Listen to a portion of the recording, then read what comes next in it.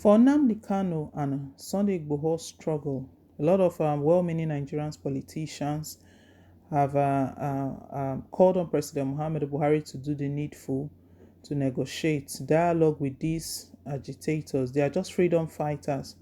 They are just fighting for the freedom of their people, fighting against marginalization from President Muhammadu Buhari's government, the injustice surrounding everything that Buhari's government represents.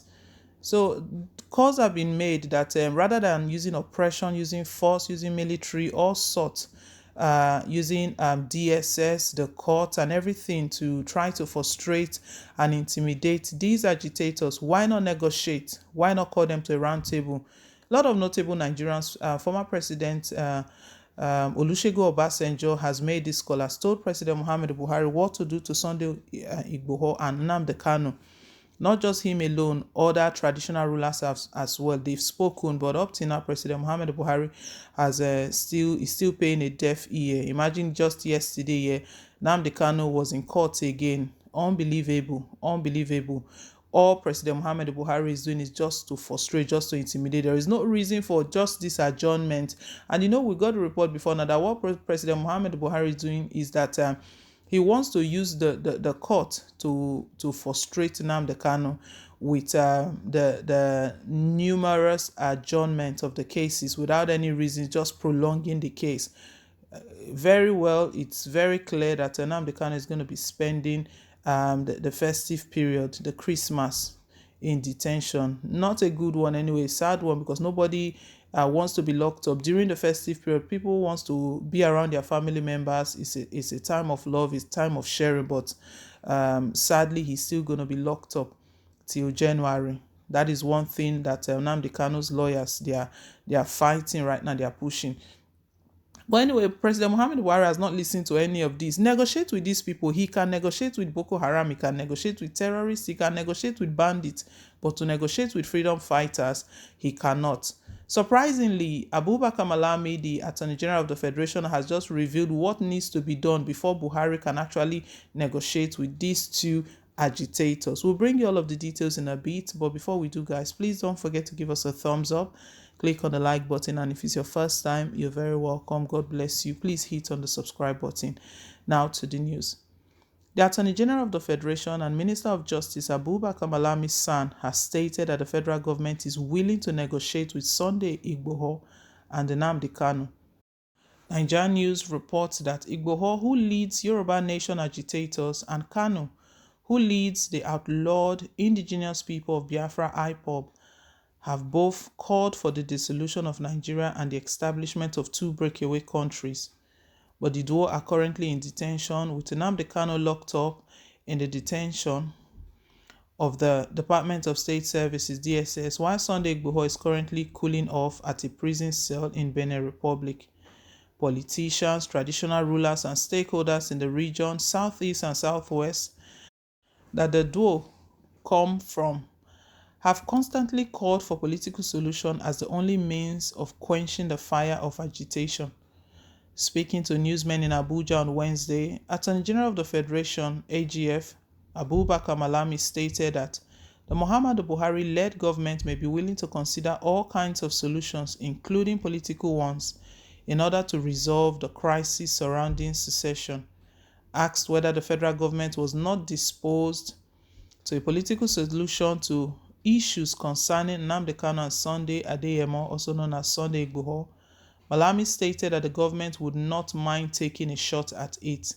He said, "As far as the security situation is concerned, and as far as governance and this administration is concerned, you cannot rule out all possibilities, but then there has to be an approach for government to consider."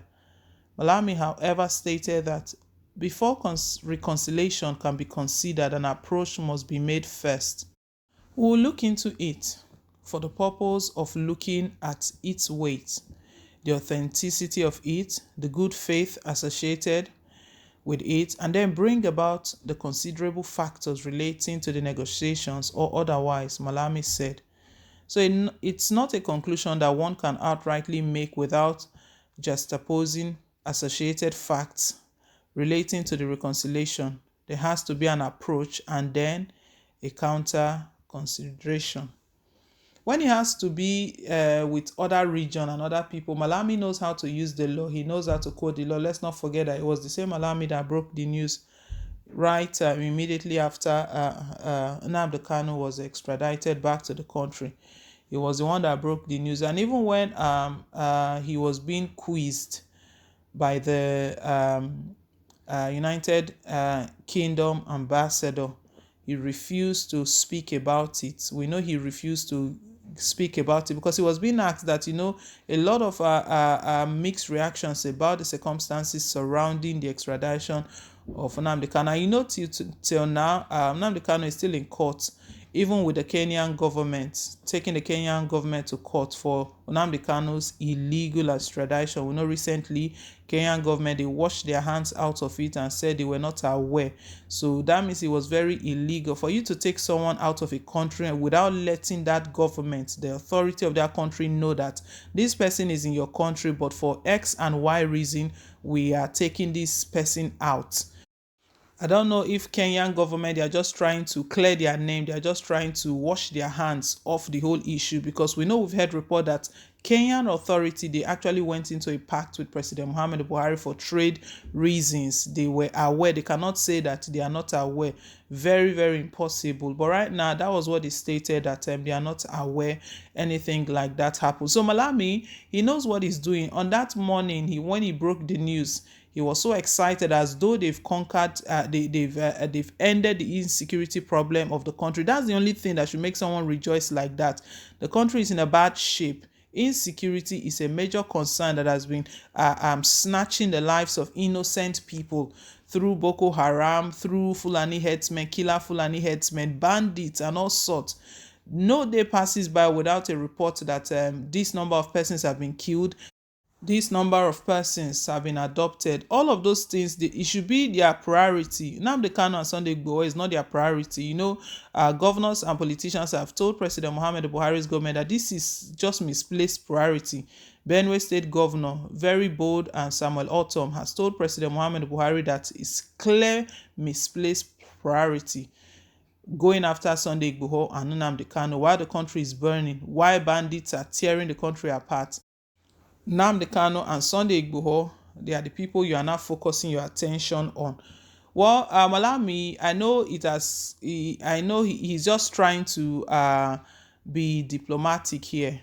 He was asked that, what about negotiation? We've been talking about negotiation for these two agitators, and he's stating that it will not be ruled out, but there has to be a process.